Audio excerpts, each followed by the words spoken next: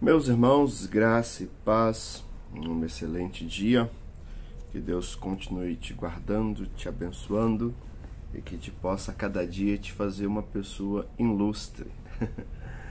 Por que essa saudação? Porque hoje no nosso capítulo 4, continua falando sobre as genealogias, sobre as descendências, sobre tudo aquilo que o texto está nos trazendo, daqui de uma forma muito especial, da linhagem de Judá e da linhagem, da descendência de Simeão. Então vamos trazendo todos esses, que alguns desses foram reis, alguns desses foram homens extremamente importantes em todo o contexto de Israel, em todo o contexto bíblico, que é sempre importante ter esses nomes, porque quando estamos estudando outros textos que citam esses nomes, vamos saber de onde ele veio, de qual a linhagem que ele veio. Senão aparece um personagem isolado na Bíblia e você fala, peraí, como que esse ser apareceu aqui? Então, esses textos são extremamente importantes.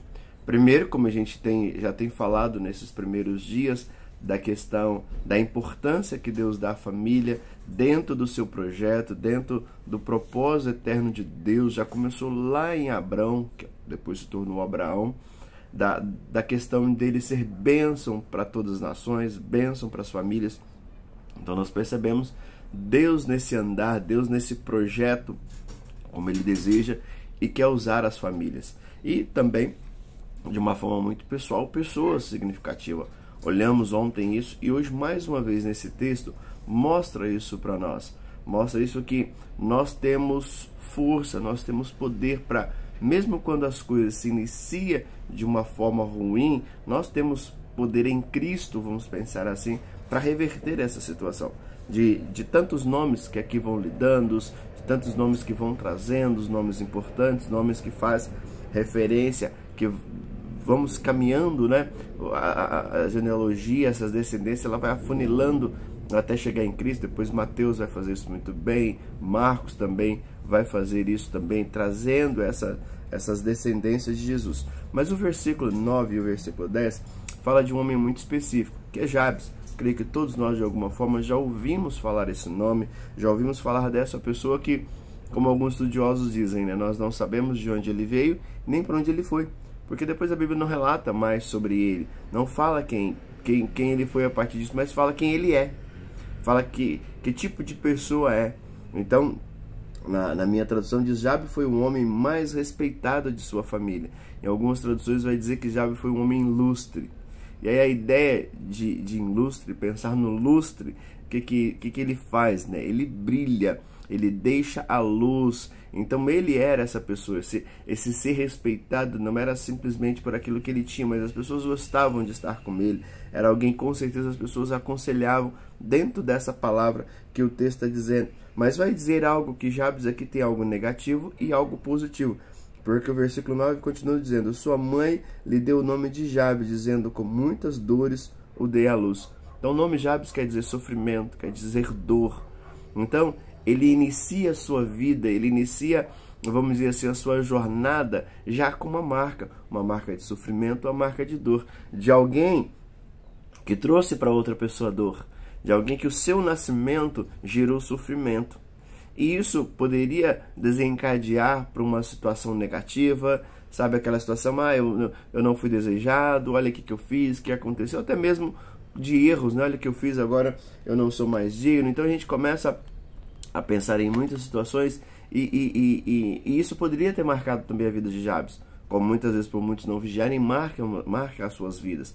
Mas Jabes, ele teve uma atitude diferente, porque mesmo no versículo 9 dizendo isso, no versículo 10 fala positivo de Jabes, que diz o quê? Jabes orou a Deus de Israel.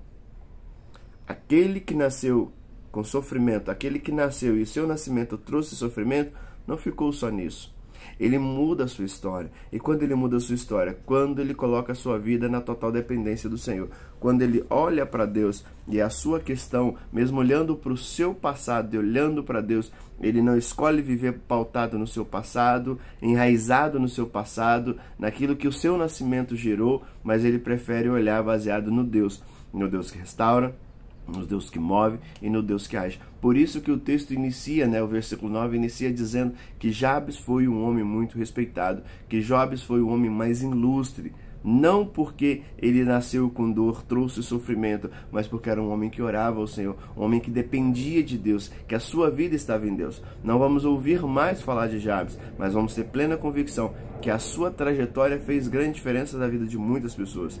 E aí a gente aprende que muitas vezes o nosso passado, ele pode ou não nos apontar o futuro. Depende daquilo que nós vamos buscar, daquilo que nós desejamos. Se desejamos olhar para o nosso passado, lamentando de tudo que passou, de tudo aquilo que sofreu, é assim que vai ser o nosso futuro. Mas se olharmos para aquilo e entender que tem um Deus que restaura, um Deus que age, um Deus que move, é assim que vamos viver. Então, que possamos seguir o exemplo de Jabes, que mesmo em todas essas questões, a sua vida foi uma vida voltada em orar a Deus, porque é isso que o texto vai dizer, né? Versículo 10, Jabes orou ao Deus de Israel.